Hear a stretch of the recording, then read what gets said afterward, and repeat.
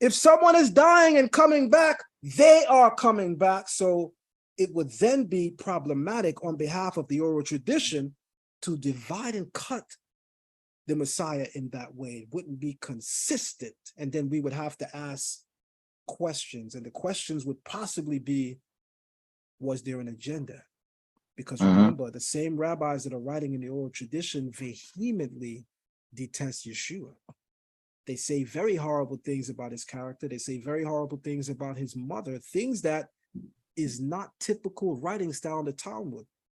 The wickedest of people in the Talmud are still treated with great respect with regard to their shortcomings.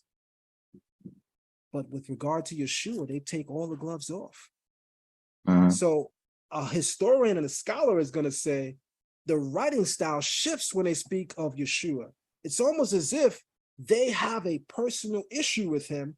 And at that point, you have to say from an objective stance, how viable is their commentary on him when they obviously have such great disdain for him? So that's just something to consider in thought. And while I'm considering all these things in thought within the last 5 to 7 years, something stood out to me.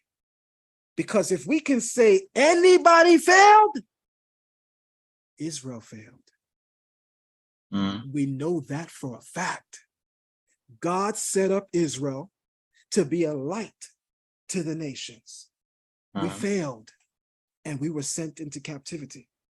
We know that to be a fact. However,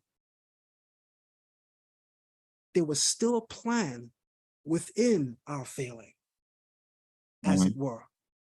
Because us going into captivity places us adjacent to every nation in the world, further bringing the message of God to every nation on every corner in the world. There was a plan inherent in our exile. Even as Chazal, the sages of the oral tradition, teach, two things occur when Israel goes into exile. They receive and they give. They teach and they learn. There hasn't been a single captivity that we have entered into that we haven't given and received. We haven't taught and learned, which means with each captivity that we go in, we literally became stronger morally, spiritually, and intellectually as a people. And then consider, how would we know who the children of Israel are today? Some people ask the question, well, how do we know that, you're an Israelite, Moreh? How do we know that you're an Israelite, Avdiel? Moreh Yael ben Lewi, how do we know that you are an Israelite? Avdiel, how do you know that you are an Israelite, Zion?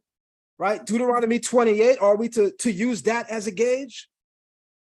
Well, if you don't accept Deuteronomy 28, maybe I'll explain it to you a different way. What we know historically and scripturally is that every single captivity that we have gone into, the nation that subjugated and oppressed us was the superpower of their day. We're going somewhere. When we were in Babylon, the Babylonians were the superpower of their day. When we were subjugated under the Persian rule, the Persians were the superpower of their day. The Greeks, superpower of their day. Rome, the superpower of their day. But then there's something called the transatlantic slave trade, where the United States of America stole and kidnapped our ancestors, subjugated and enslaved them, and they are the superpower of the day.